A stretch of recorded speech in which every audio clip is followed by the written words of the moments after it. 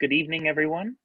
I'd like to begin by thanking the Fortunia Society, and in particular, Professor Wu Mei for hosting me as part of your online webinar series. I know personally just how much time and effort it takes to put together webinars, and I'm very grateful for the opportunity to discuss this important topic with everyone today.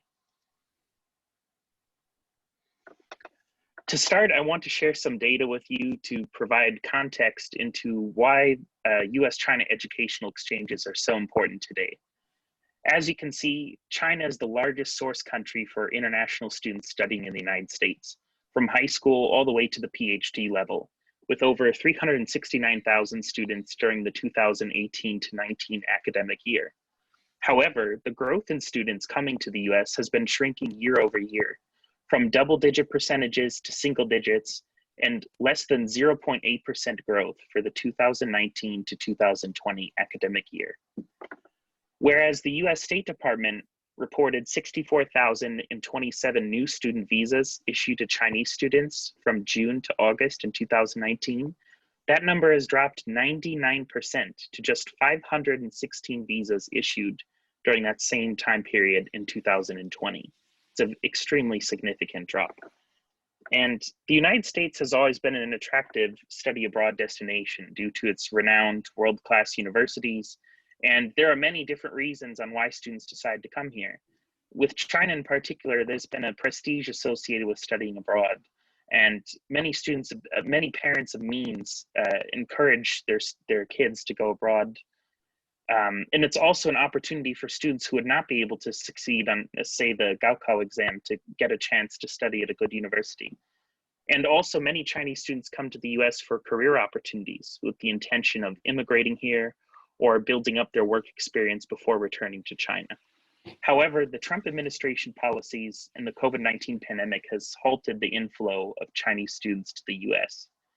America's poor handling of the coronavirus pandemic, combined with an uptick in anti-Asian racism, rising anti-China sentiment, and political spats, has led many Chinese students and their families to look elsewhere, such as the UK or Australia, to pursue their education. So I'm going to start by just briefly going over some of these Trump administration policies which affected the US-China educational exchanges. As you probably already know, US-China bilateral relations worsened significantly under the Trump administration, and this led, this directly impacted educational exchanges between the two countries. And I'm going to go into these in detail. For those of you who don't know, Confucius Institutes are centers at universities throughout the world which promote Chinese language learning and culture through courses, workshops, scholarships, and more. Confucius Institutes are part of Hanban, which is also directly affiliated with the Chinese Ministry of Education, and it's a significant tool of soft power for China overseas, especially in less developed countries in Latin America and Africa. And in the past decade, Confucius Institutes have received greater scrutiny from scholars as to their true motives. Are the Confucius Institute centers for Chinese propaganda, or do they stick to their stated purpose of promoting Chinese language learning? And under the Trump administration, this scrutiny shifted from academia to the government with congressional inquiries and reports about the institutes. In fact, since 2017, over 27% of Confucius Institutes in the United States have closed. And there are several reasons for this. First and foremost, Section 1062 of the National Defense Authorization Act mandates that universities which receive funds from Confucius Institutes are not eligible to host or receive funding for Department of Defense funded language programs. And this is quite significant because the Department of Defense actually funds many of the language learning programs in the US relating to studying Chinese, Arabic, Korean, or other similar critical languages, such as the Boren Fellowship and others. And once this was announced, tens of universities then immediately closed their Confucius Institutes in order to comply with this. In addition, then Secretary of State Mike Pompeo and Secretary of Education Betsy DeVos drafted a letter to universities which host these Confucius Institutes and urged them to close their doors. Within this letter, they cited the new Hong Kong national security law, as well as concerns about academic freedom and malign influence from China on their college campuses. And In August 2020, the US Department of State announced that the Confucius Institute headquarters in Washington, D.C. would be required to register as a foreign mission under the Foreign Agents Registration Act. What this registration requirement means is that in the eyes of the US government, the Confucius Institute headquarters would be treated at the same level as, say, the Chinese embassy or Chinese consulate. And therefore, they would face similar reporting requirements and restrictions. And also relating to FARA, universities which receive in excess of $50,000 per year from the Confucius Institute and its affiliates would also be required to report all of these different gifts and donations and etc. So the closure of these institutes really have a major impact on students studying Chinese at universities around the United States, as certain universities lack the appropriate financial resources to operate a Chinese language program without the Confucius Institute, let alone find and hire and retain professors who can teach Chinese. And I actually witnessed this firsthand. Last year, I went to a Confucius Institute at the University of Wisconsin-Platteville. It's a small town, a rural area. You just drive through a bunch of farmland and then you get to the university. And I went there to take the HSK Chinese Proficiency Exam, which is required for Chinese universities for foreigners, as well as for getting jobs in China. Mm-hmm. And while I was waiting in the testing room, I spoke with some other test takers who were there. We were talking about where we were from. One person told me he drove 15 hours to come to the testing center, and another told me 6 hours. I myself drove 3. And, you know, we're doing this because the Confucius Institutes are closing just rapidly all over America, and we all need to take this test. And the test is only offered at these institutes. And, you know, also the thing is, the way that Congress and the Trump administration played up the Confucius Institutes makes it seem like some very super secret hub for spies and espionage and et cetera. But in reality, at the university where I'm at for the Confucius Institute, they just have a 2-room almost closet on some random university floor.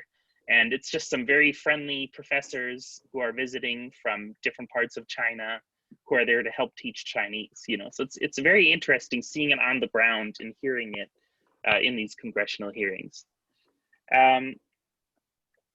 In addition, the issue of Confucius Institutes is very significant to the Chinese. And this is very apparent. You can see this quote from Yang Jiechi right here during an event he participated in, hosted by the National Committee of US-China Relations earlier this month. He said, "I hope that the new administration will remove the stumbling blocks to people-to-people exchanges, like harassing Chinese students, restricting Chinese media outlets, shutting down Confucius Institutes, and suppressing Chinese companies." This is very interesting that he mentioned shutting down Confucius Institutes, as you don't really hear about the Confucius Institutes too often, I feel like, from the Chinese side, from the Ministry of Foreign Affairs. So the fact that he mentioned it tells you that it's clearly a significant issue that the Chinese want resolved under the Biden administration. And in new news, just last week on February 17th, Republican House leadership sent a letter to President Biden, and this is the letter right here, and they urged action on Confucius Institutes. In the final days of the Trump administration, there was a proposed rule that any university in the United States which hosts international students, if they have an agreement with the Confucius Institute, they're required to make it public, and they're required to report a bunch of things, essentially to dissuade universities from hosting these institutes. And in the letter, they were basically pushing Biden to take action against this in order to counter China. And the Biden administration has yet to respond to this request. However, he may return to it once the COVID relief bill is passed and his cabinet appointments are approved. There's a lot of domestic issues going on in the US right now. But at the same time, based on Yang Jiechi's quote right here, you can tell the Confucius Institutes are a very significant issue for the Chinese. So I'm not sure if Biden is going to follow up on that letter that was sent to him. Now, looking at visa cancellations.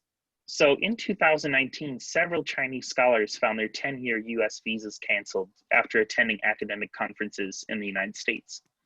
Zhu Feng, who is professor of international relations and the director of the South China Sea Institute at Nanjing University, he arrived in the United States at San Diego to attend a conference. and he was questioned upon his arrival. They asked him about his connections to the People's Liberation Army and the Ministry of Foreign Affairs. And he said he had no connections to the military. He did not want to comment about the Ministry of Foreign Affairs. And then later, after the conference, about a week later, when he was boarding his flight at LAX airport in Los Angeles, Mr. Zhu was suddenly approached by federal agents, and they asked for his passport.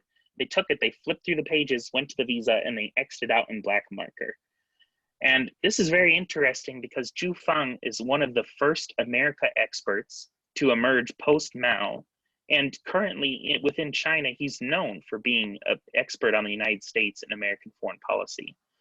And, you know, Zhu Feng is just one example. He's one of the scholars who found their visas canceled with little explanation. This arbitrary cancellation of the visas of Chinese scholars is really not in America's best interest. Given their attendance at conferences in the US and their deep background knowledge about America, these scholars are more likely to have a nuanced view towards the United States, which serves as a benefit, not a detriment to American interests. In addition, a lot of these scholars, they are likely to have some influence over how Chinese foreign policy is created towards the United States. Following up on this then, in May 2020, President Trump announced that Chinese graduate students who have suspected ties to the PLA or espionage would have their student visas canceled. And this announcement sent shockwaves within the Chinese student community in the US, as many were very concerned about being suspected to have ties, and there was confusion over the vague details in this announcement. And then ultimately in September, this visa ban ended up impacting over 1,000 graduate students in the US, especially those studying STEM-related fields or other sensitive high technology fields. And universities in the United States reacted very strongly, as they felt the widespread cancellation of visas was unwarranted, and it discouraged academic cooperation and scientific research. Administrators argue that academia should remain as open as possible, as the benefits to academic discourse and having international students outweighs the potential of spies leaking research data or other information, because at a university, eventually this information is going to become public knowledge.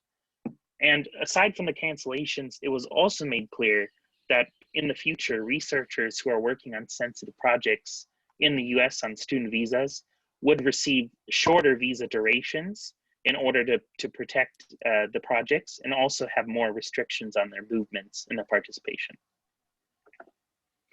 And also looking at the Peace Corps in China. So the Peace Corps program in China began in 1993 under Deng Xiaoping with his reform and opening up policy.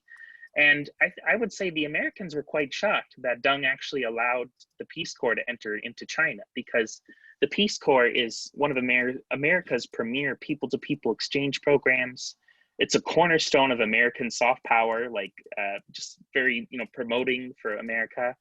And the way that the Peace Corps program in China operated was that groups of American volunteers, usually in their 20s or 30s, would come to China and teach English, especially in rural areas and less developed parts of the country. And unfortunately, in January 2020, the Peace Corps was suddenly ended. The Peace Corps program in China was suddenly ended.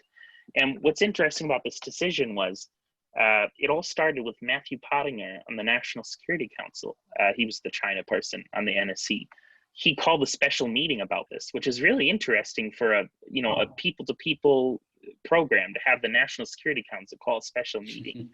And their budget is only several $1 million, which is not that significant when you consider the whole grand scheme of the American budget. But in the program was still slashed because of it. So there was clear political motivation. And you can also tell that because Senators Rick Scott and Marco Rubio both urged the Trump administration to end these programs to put pressure on China. And it's sad. The Peace Corps is just another casualty of the Trump administration in regards to the U.S.-China worsening relations. And it's also sad because many of the returned Peace Corps volunteers actually enter into government and public service, especially the Foreign Service. And they use their language skills that they acquire while overseas to help them, working at US missions all over the world. And I would say that ending the Peace Corps in China really is actually hurting America far more than China. And lastly, before I move on into COVID, I wanted to talk a little bit more about investigation into American students who study in China.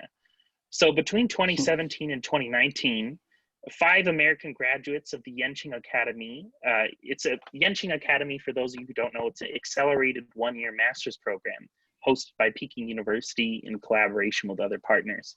So 5 American graduates of this program were all interviewed by the FBI in the United States, just kind of randomly for counterintelligence reasons.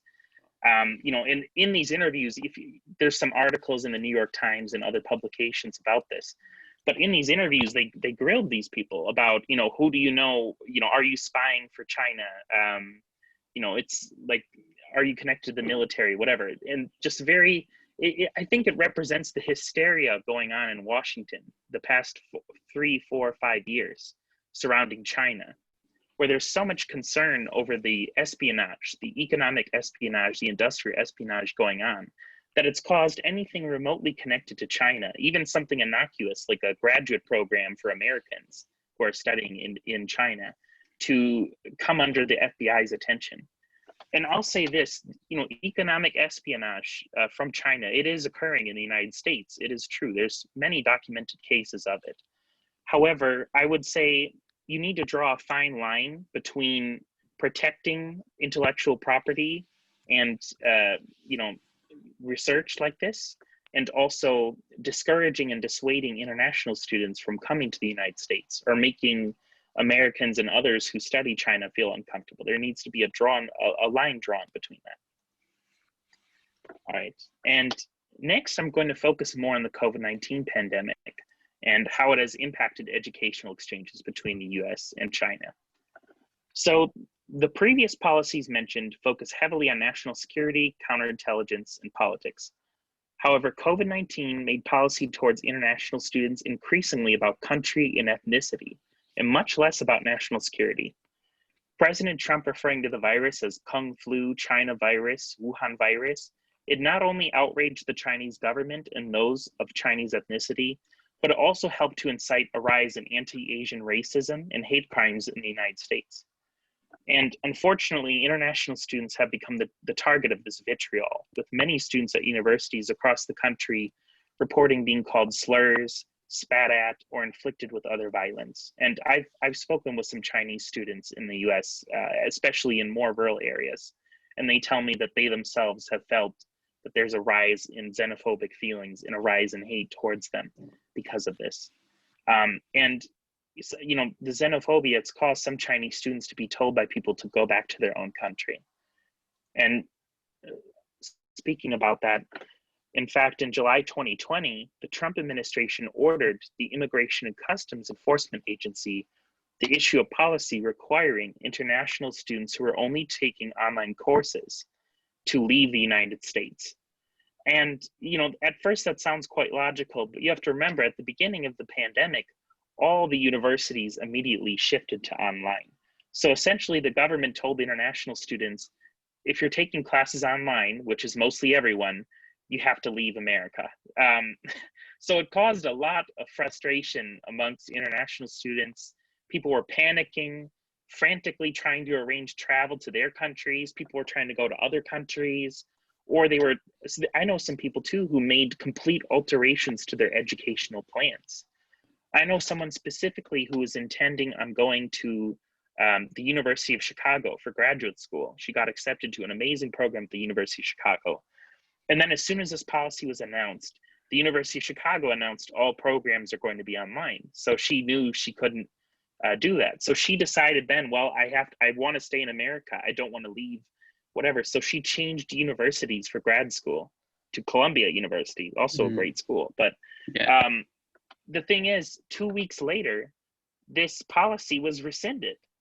So what's crazy is in 2 weeks, so many people made life-altering decisions, spent tens of thousands of dollars trying to go back to their countries, and ultimately 2 weeks later, this decision was rescinded. And in part, the reason why it was rescinded was that Ivy League universities, Harvard University, Yale University, and other universities in the US sued the US government over this policy. So ultimately it was overturned. Yes.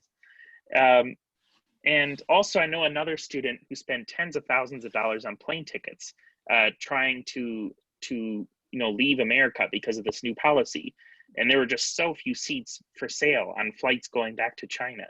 So he ultimately was able to book a ticket to Abu Dhabi through a bunch of different stops, and then he finally got to Abu Dhabi, and the flight from Abu Dhabi to China was canceled. So he was stuck in the United Arab Emirates for over a month, trying to constantly book different tickets, and ultimately had to take a bunch of different flights to try and get back to China. So it's been a very, very big logistical mess for many of these students, and I really feel for them. I'm quite thankful that in my personal studies that I was not impacted in this in any way. And in addition, I have another friend. So those two examples are Chinese students in the US. Yeah. I have a friend who's American studying at NYU Shanghai. And when the pandemic first started in January in China, they advised international students to go home. So he went home, and he actually went with his girlfriend then in Argentina, and then he was stuck in Argentina for around 4 months. So he was stuck in Argentina as an American, like doesn't have enough visa, taking classes at his Chinese university in like complete different time zones. So there's a lot of people who've been stuck in some interesting situations. And ultimately, this friend of mine, he actually got engaged to this girl in Argentina. So it's a very interesting story. And also during the same time period, President Trump issued an executive order banning the arrival of passengers who have been in China during the last 14 days.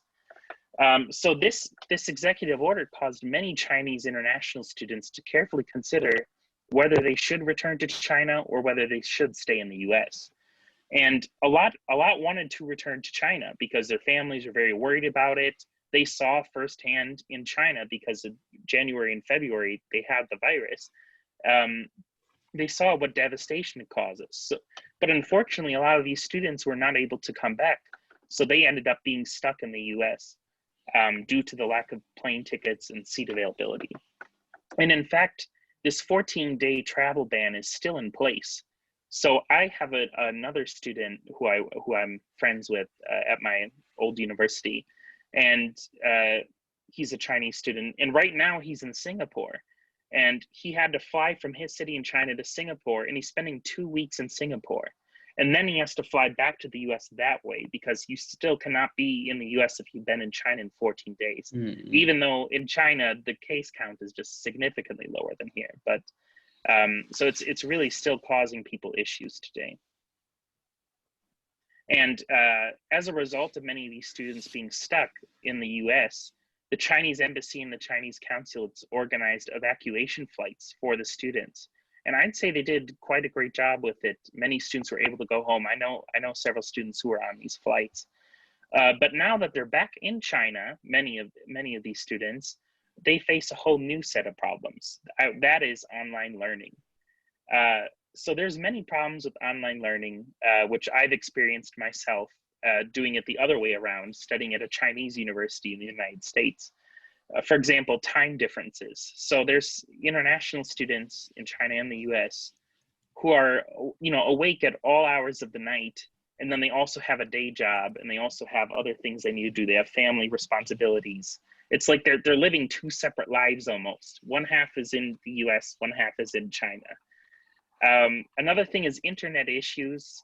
It's already difficult enough to try and hear people sometimes with these online meetings. And then with internet problems, even worse. And then in China, a lot of this software that's used requires VPNs to access. A lot of universities in the US use Google Drive, they use Gmail for email. And it's difficult to use, impossible to use without a VPN.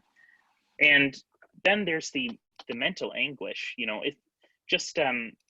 A lot of international students, they study abroad for the cultural immersion and meeting people from the other country, meeting different friends. So just studying online, many people have been studying online now for over a year and a half, almost approaching a year and a half. So it's quite something. And actually right now in China, international students are not allowed to enter the country. So there's a movement going on Twitter. It's a hashtag Take Us Back to China. And if you look on there, there's tens of thousands of tweets. It's mostly students in India, Pakistan, different African countries, and they all describe their concerns with studying online. Because in the United States, here I'm in the United States, I have good internet connection. I have a computer, I have etc. But there are some students who study at Chinese universities who they only have a cell phone and they don't have Wi-Fi. They have to use mobile data, and it costs $10 per gigabyte. Things like this. They're facing significant problems. So I really hope that soon that the in-person learning in both the United States and China can resume, hopefully following the spread of the vaccine more. And now I'm going to share these two charts here. So the COVID-19 pandemic has driven Americans to have an increasingly negative view of China. If you look at this graph on the right, by the way, this is from the Pew Research Center. They did a survey in March 2020 regarding views of China. If you look at 2020, 66% of Americans held an unfavorable view of China. That's a record high. It's never been that high ever since the history of Pew. And if you look at the left chart here, you'll notice it breaks it down by political leaning. You have Democrat, Republican, you have no college, and then also education, no college degree, and then age. Across every single demographic, there's a majority of people who have an unfavorable view of China. Mm-hmm. And this has been going on for a while, but it's been inflamed by the COVID-19 pandemic, by the rhetoric coming out of the Trump administration, et cetera. And given the hyperpolarization going on in the United States, having a negative view of China, countering China, is one of the few bipartisan issues which exists, which both Republicans and Democrats can get behind. And it's really unfortunate that that has to be the case. And I'm hopeful, I'm confident that once the world emerges from this pandemic, and once the Biden administration takes on more of a role in foreign policy, that this number can decrease. So Biden administration, is it a new beginning for U.S.-China educational exchanges? It's my belief that Biden is likely to take an aggressive approach towards China during the beginning of his administration. And what that means is continuing some aspects of the Trump administration. There's several reasons for this. For example, there's a fragile majority for the Democrats right now in the Congress, just barely over in the House and 50-50 in the Senate. And like I said previously, there is significant bipartisan support behind countering China on different legislation and other bills. So what that means is if Biden takes a soft, quote unquote, soft position on China, he's really going against the grain of both parties, both the Democrat and Republican Party, when right now, as a new president, he needs the support of both. In addition, during his campaign, the Trump campaign branded him as Beijing Biden. They said he's soft on China, he's et cetera. So in order to counter this image that has been construed of himself as being very favorable towards China, he needs to take a hard stance towards China, towards the early days of his administration, in order to maintain his image. Another thing is, I think that policies regarding visas and international students is likely to ease. And a lot of this will do with the COVID-19 mass vaccinations. Just yesterday, it was announced in the United States, the Johnson & Johnson vaccine is likely to receive emergency use authorization by the end of this week. And what that means is, as soon as next week, 4 million different vaccine doses could be available to vaccinate people in the US. So if the vaccination effort is able to significantly ramp up, I think that the travel restrictions on China are likely to lessen, and in-person educational exchanges can resume sooner. Also, the administration's agenda is very focused on legal immigration. They are not necessarily anti-immigrant. So under the Trump administration, you had the Muslim travel ban, you had different things relating to international students, such as the optical practical training, which allows international students to stay in the US for at least a year to get work experience through a job or an internship. he threatened to remove that. But you will not see that under the Biden administration. It's very pro-immigrants, legal immigrants being in the US.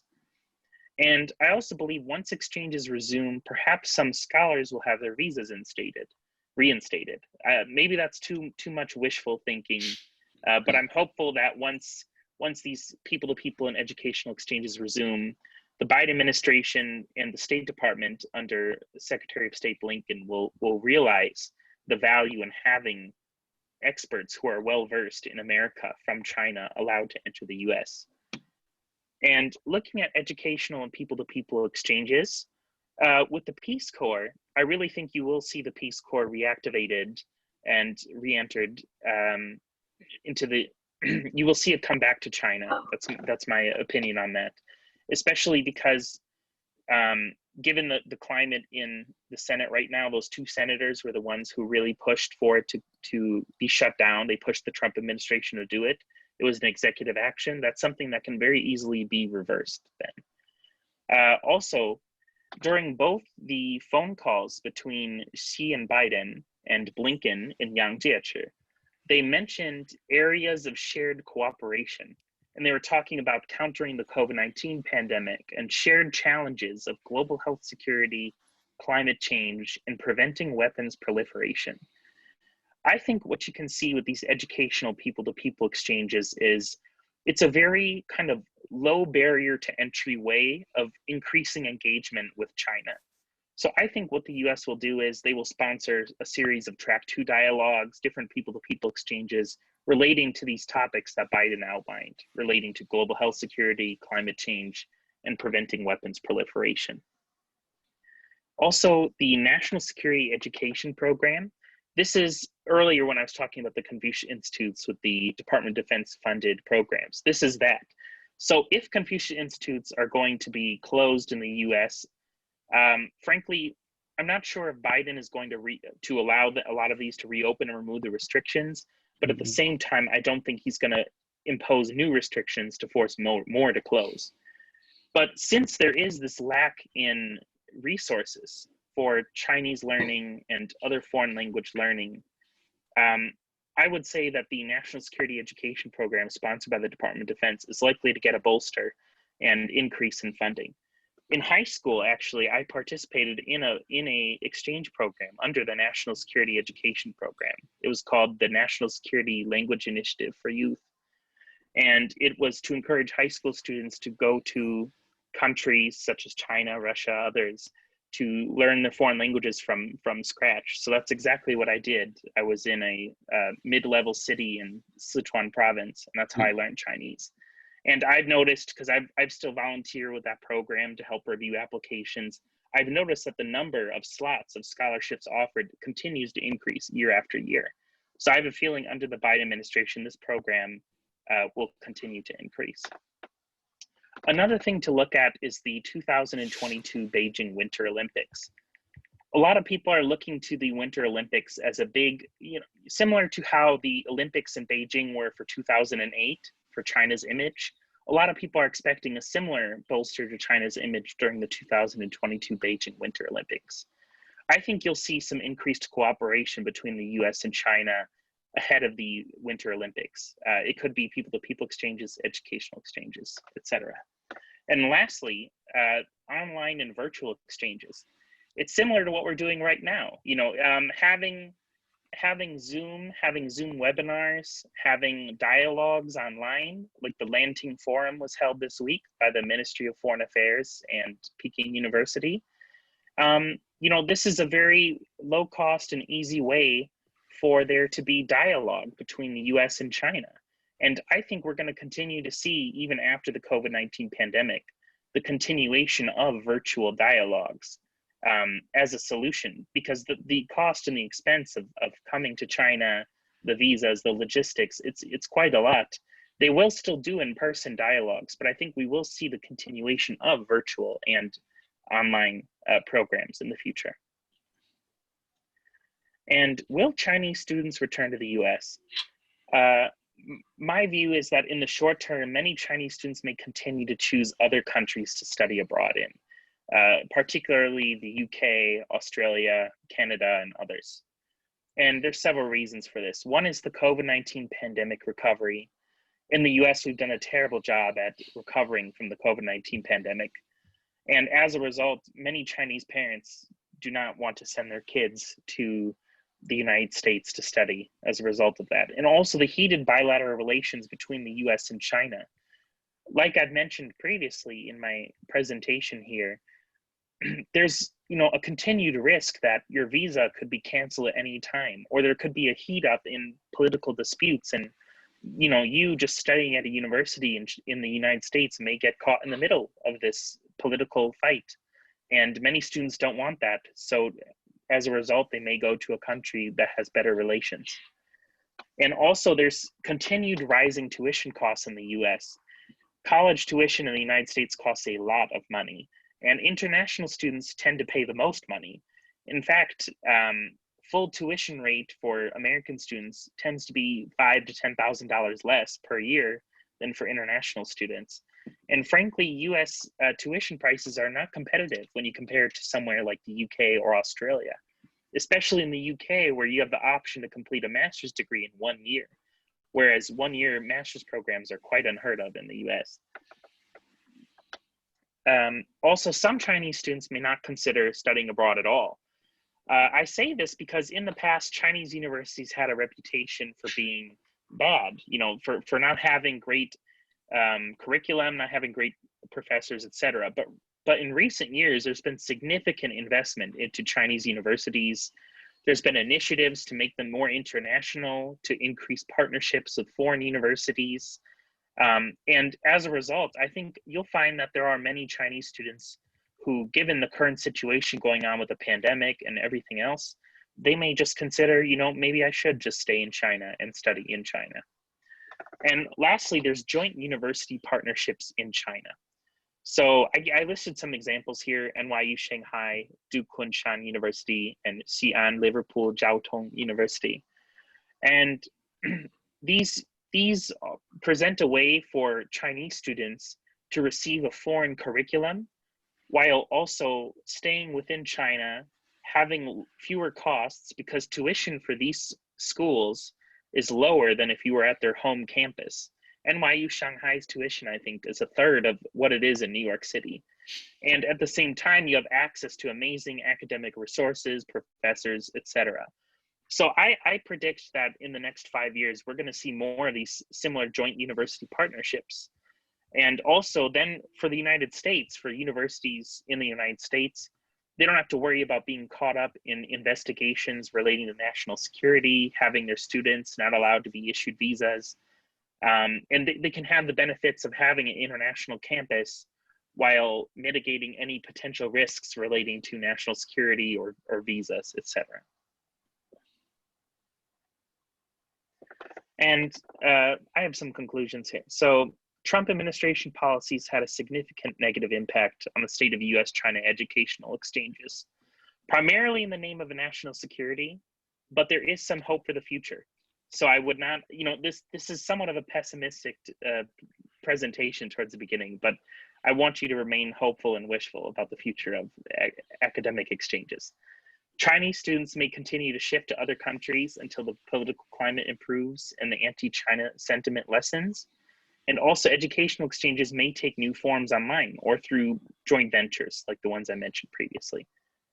And you can expect that educational and people-to-people exchanges will be one of the first steps taken to improve bilateral relations by the Biden administration. And finally, I just want to say this for the participants that are with us today and those who watch the recording. American universities and the people of the United States remain open and very welcome to Chinese international students, regardless of the state of bilateral relations. News in China and the United States, it's very dramatic and it really blows things out of proportion. I know that I'm looking at my WeChat subscription articles and I see some of the headlines and I'm just like, oh my gosh, it's just very exaggerated and dramatic. But I just want to say, regardless of what you may see in the media, the people of the United States and our universities were very open to you coming here. Yeah. So That's all. I'm very open to questions and to discuss with you further, Davis and anyone in the audience. Yeah, and everyone can feel free to fire your questions, and I'm sure Trenton will be most happy to answer. But and I should tap my and welcome questions. But I have some several very interesting personal observation also want to share with you, which would lead to my question. Is your last one is very interesting, right? American universities remain open. Yeah, and they actually open in China, as you say, due to those kind of partnership. And I would say it's a I had a friend who studied in Nottingham in China, and later he went on to study his master in University of Manchester. And I would say over the course of his entire high education, he had access to really world-class education. So I think this is certainly one of the way U.S.-China education exchange can go for it. And I wonder if you also agree that this kind of university partnership would be one of the more optimistic areas of China-U.S. education exchange in the future. Would it have would this kind of cooperation face less hurdles to advance? Yes, yes. Personally, in my view, I believe that having this direct university cooperation with China would face much less hurdles. If anything, the hurdles would be getting approval from the Chinese side, from the Ministry of Education, and getting it set up within China. But I believe on the US side, you wouldn't see too many hurdles, especially because it's not Chinese money coming to the United States. It's more American universities coming to China. So I think it's a great and viable option. And just like you said, for your friend, he got to experience this world-class education without even leaving China. Yeah, true. So we may expect more initiative like NYU Shanghai, right? And another thing is you say like UK, Australia are likely to benefit if the rivalry goes on for a while. And because honestly speaking, US is not the only place you can learn English. But in terms of, I'm more interested in knowing things about US students who consider coming to China. Like you, I think like US is a very popular study destination for Chinese students, but I believe it's less so in the other way around. But still, there's some people like you who may consider studying in China, but there are not many of them, right? This is my first question. And do you think under the current circumstances, US students would be even more discouraged from studying or considering to study in China? Yes. So thank you for that question. It's a great question. I feel like I could do a whole presentation just about that topic, but I would say yes, given the current circumstances, American students are really not as interested in studying in China. Even those who are interested in China, in learning Chinese, those who have studied Chinese. And there's a lot of reasons. Like I told you previously in the presentation with the Yenqing Academy, some of the 5 returnees were questioned by the FBI just for attending this program. I know some people who are interested in getting positions in the government, after they graduate, and they need to get a security clearance. And the big thing about security clearance is listing out your foreign contacts, your foreign travel, etc. And many students, given the tense climate between the US and China, they don't want to put their career in jeopardy of studying in China and have that risk, causing some issue with their security clearance. And also, I would say, during the Obama years, there was something called the 100,000 Strong Initiative. President Obama said, we want 100,000 Americans to study in China by, I forgot the year, it's like a date.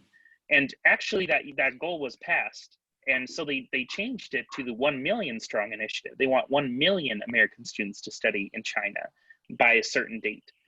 And while that was really great, at the peak of US-China relations around 2006, 2000, 2009. Mm-hmm. Recently, the numbers of Americans traveling to China to study have decreased sharply. On average, you have around 12,000 Americans a year who study in China. And of those 12,000, 90% are there for a short-term language program. Yeah. They're there for a 1 month, 1 semester program to study Chinese. Whereas on the other hand, you have 365,000 Chinese students all earning whole degrees here. So it's quite an degree imbalance. programs. Yeah. Exactly. It's a huge imbalance. True. And because you study in the U.S. and also right now with a Chinese university, shall I say, how would you compare the classes in Tsinghua and in your university in the States? The thing I was most surprised about when I started my classes at Tsinghua was reading the course syllabi and recognizing so many of the authors in the papers, the scholars. And that's when I realized, as an undergraduate in the United States, I'm actually learning a lot about these same scholars that the Chinese students are reading from. I was surprised we're reading from a lot of the same literature.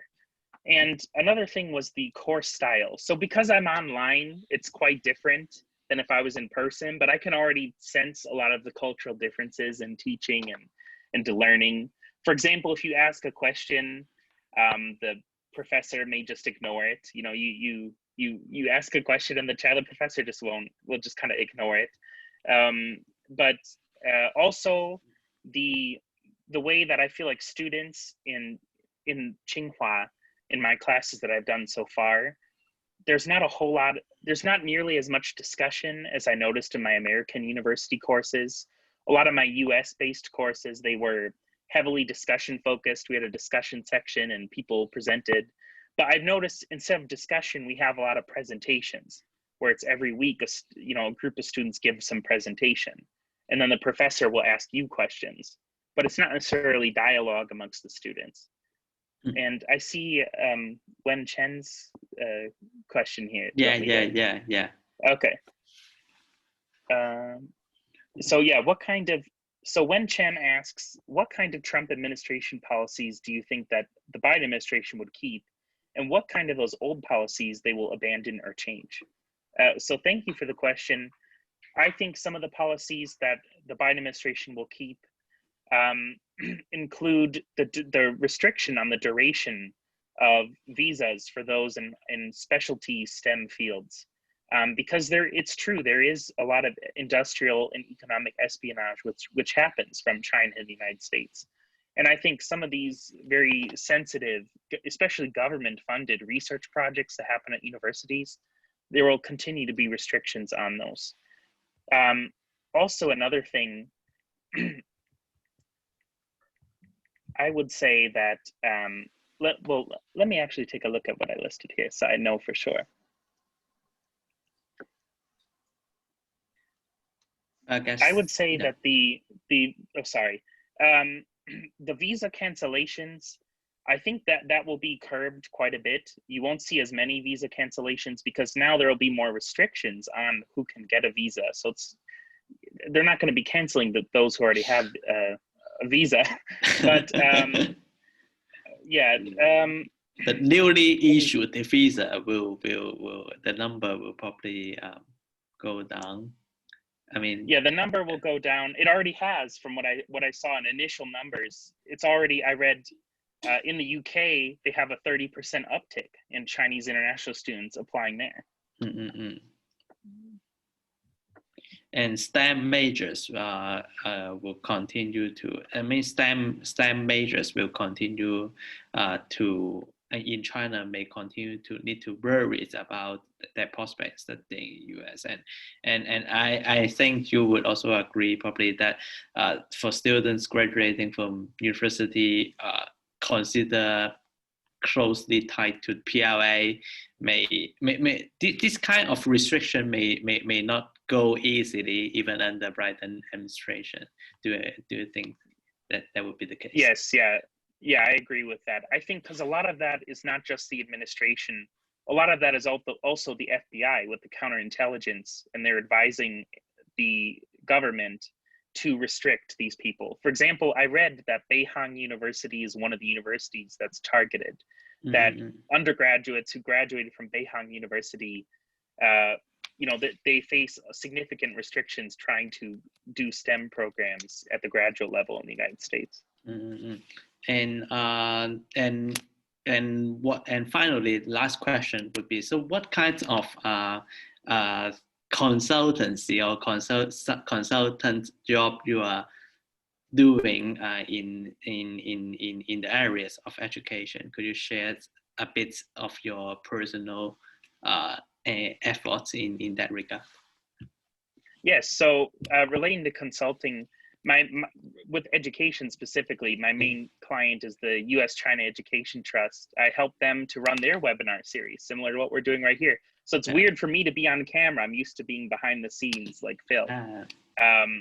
But yeah, I help them out with finding different speakers and creating the programs, running it on Zoom, doing research on educational exchanges, etc. And then in addition to the educational consulting, I do a lot of consulting for things relating to like Amazon and different trade things from companies based in Shenzhen and Guangdong province. Yeah, lovely. So I guess that's it for today's our webinar, and let's hope for the best for the students, especially those who got stuck under this unfortunate changes, major disruption. I would say your friends who spent long time in the United States abroad, and yeah, and I think students should not be casualties in international relations, international politics. But so let's hope for the best, and let's hope the education exchange will continue to thrive despite differences in the political arena. And thank you, everyone. And we, Fortuna Society, will continue to have a wonderful webinar. And thanks again, Trenton, for your important insights. And we look forward to see you on other occasions and future exchanges. Thank you very much. All right. Thank you very much for hosting me.